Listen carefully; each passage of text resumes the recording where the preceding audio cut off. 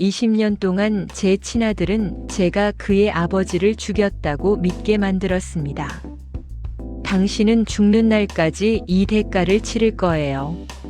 아들은 저를 때리면서 이렇게 말했습니다. 진실은 그동안 그의 지갑 속에 숨겨져 있었습니다. 안녕하세요. 제 이름은 베티 그레이엄 윌리엄스입니다. 72세이고 텍사스 브라운스빌에 살고 있습니다. 요즘 저의 가장 큰 즐거움은 천연 재료로 염색한 양모 러그를 만드는 것입니다. 멕시코인 할머니께서 가르쳐 주신 기술이죠. 이 영상이 마음을 울린다면 좋아요와 구독 부탁드립니다. 그리고 댓글로 어디서 보고 계신지 알려주세요. 일부 어린 시절과 결혼. 저는 브라운스빌의 소박한 집에서 태어났습니다. 아버지는 목장 일꾼, 어머니는 멕시코계 미국인이었습니다. 우리는 가난했지만 자유로웠습니다. 15살 때 어니스트를 만났습니다. 아버지가 돌아가시고 16살에 어니스트와 결혼했습니다. 구원처럼 보였죠. 그는 제 가족을 더 좋은 집으로 이사시켜 주었습니다. 하지만 결혼 후 그의 다른 면을 보기 시작했습니다. 음식 불평으로 시작해 소리를 지르고 밀치고 때리기까지. 아들 스티븐이 자라면서 이 모든 것을 목격했습니다. 더 끔찍한 건 스티븐이 점차 아버지를 따라하기 시작했다는 것입니다. 청소년기에는 완전히 작은 어니스트가 되어 있었습니다. 이부 운명의 사고. 스티븐이 17살 때 어니스트는 그에게 차를 선물했습니다. 어느 일요일 목장에서 돌아오는 길이었습니다. 도로는 이슬비로 미끄러웠고 어니스트와 스티븐은 학교 결석 문제로 말다툼을 했습니다. 그때 모든 일이 일어났습니다. 차가 미끄러지고 제 방 아래로 굴러떨어졌습니다. 제가 의식을 되찾았을 때는 병원이었습니다. 어니스트는 즉사했고 스티븐은 경미한 부상이었습니다. 병원에서 스티븐을 만났을 때 그의 눈에는 순수한 증오가 있었습니다. 엄마 때문이에요. 엄마가 아빠를 죽인 거예요. 그 순간 제 인생의 진정한 지옥이 시작되었습니다. 3부 조작의 세월. 사고 소문이 마을에 퍼졌습니다. 스티븐의 버전으로. 어머니가 말다툼을 해서 아버지가 정신이 팔렸다고. 사람들은 저를 남편을 죽인 과부로 보기 시작했습니다. 18살이 된 스티븐은 모든 것을 상속받고 저를 통제했습니다. 엄마는 아빠를 죽였어요. 제가 집에 머물게 해주는 것만으로도 감사해야 해요. 매일 아침 죄책감을 상기시켰습니다. 밖에 나갈 때는 항상 동행했습니다. 전화도 감시했습니다. 하지만 아버지와 달리 때리지는 않았습니다. 그는 더 효과적인 무기를 발견했습니다. 바로 말이었습니다. 마을 사람들이 엄마를 존경하지 않는 거 알죠? 시간이 지나면서 저도 제가 정말 죄가 있다고 믿기 시작했습니다. 1000번 반복된 거짓말은 왜곡된 진실이 됩니다. 사부 진실의 발견. 10년이 지난 어느 화요일 스티븐이 서둘러 와서 전기요금을 내달라고 했습니다. 차 글러브 박스에 있는 지갑에서 돈을 꺼내라고요. 지갑을 열었을 때 비밀 칸을 발견했습니다. 안에는 누렇게 변한 신문 기사가 있었습니다. 윌리엄스 목장 도로에서 치명적 사고. 심장이 멈출 것 같았습니다. 기사를 읽었습니다.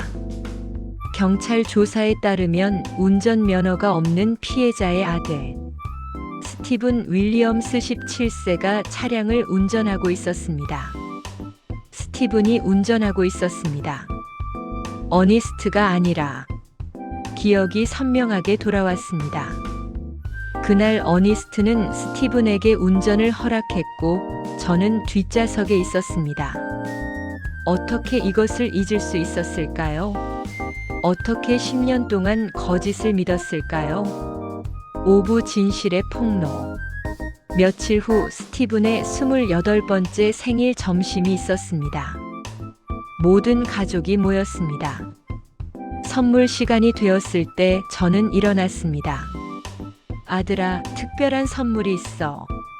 최근에 발견한 것인데 여기 있는 모든 사람들이 봐야 할 것 같아. 신문 기사 사본을 탁자 위에 놓았습니다. 내 아버지가 돌아가신 날 정말 무슨 일이 있었는지 말해주지 않을래? 죽음 같은 침묵이 흘렀습니다. 스티븐의 삼촌이 기사를 읽었습니다. 스티븐, 이게 무슨 의미지? 내가 운전하고 있었다고 나와 있어. 스티븐은 의자를 넘어뜨리며 일어났습니다. 거짓말이에요. 1986년 5월 22일자 브라운스빌 크로니클이야. 기록 보관소에서 확인할 수 있어. 아니면 내 지갑 비밀 칸에 있는 원본을 보여줄래? 그의 얼굴이 하얗게 변했습니다. 10년 동안 지갑에 이걸 보관했어? 클레어가 물었습니다. 사고였어요. 스티븐이 마침내 인정했습니다. 아빠가 허락했어요. 제 잘못이 아니에요. 그런데 10년 동안 나를 비난한 건? 제가 물었습니다. 수년간의 거짓말이 무너지는 순간이었습니다. 육부 재건과 현재. 저는 고개를 높이 들고 그 집을 떠났습니다. 여동생 집에서 2주를 보내며 회복했습니다. 10년 만에 처음으로 죄책감 없이 숨을 쉴 수 있었습니다. 어니스트의 생명보험금으로 강가에 작은 집을 샀습니다. 제 작업실을 만들고 할머니의 직조 기술로 러그를 만들기 시작했습니다. 점차 손님이 늘었고 제 작품이 알려지기 시작했습니다. 10년 전 잡지 기사 이후로는 전국적으로 주문이 들어옵니다. 손자 가브리엘이 태어났을 때 저는 병원을 찾아갔습니다. 그 작은 생명을 품에 안았을 때 파괴되었다고 생각했던 사랑할 수 있는 능력이 깨어났습니다. 시간이 지나며 스티븐을 용서했습니다. 그가 마땅해서가 아니라 제게 필요했기 때문입니다. 용서는 저 자신을 위한 것이었습니다. 스티븐은 변했습니다. 지금은 위험에 처한 청소년들을 돕는 프로젝트에 참여하고 있습니다. 마무리. 지금 저는 72세입니다. 리오그란데 강가의 작은 집에서 색색의 러그를 짜며 평화롭게 살고 있습니다. 진실은 제 복수가 아니었습니다. 그것은 제 해방이었습니다. 여러분께 남기고 싶은 교훈이 있습니다. 진실은 항상 빛을 찾아냅니다. 강물이 항상 바다로 가는 길을 찾듯이 시간이 걸릴 수 있고 고통스러울 수 있습니다. 하지만 마침내 드러날 때 진정으로 우리 자신의 새로운 삶의 가능성을 가져옵니다. 만약 여러분이 지금 희망 없는 상황에 갇혀 있다면, 여러분 것이 아닐 수도 있는 죄책감을 짊어지고 있다면 도움을 구하세요. 신뢰하는 누군가에게 이야기하세요. 이 이야기가 마음을 울렸다면 지금 구독 버튼을 눌러주세요. 여기까지 보셨다면 댓글에 자유를 남겨주세요. 우리 모두는 자신의 이야기를 짜는 직조공입니다. 진실과 자유의 색깔이 여러분 각자의 길을 밝혀주기를 바랍니다. 감사합니다.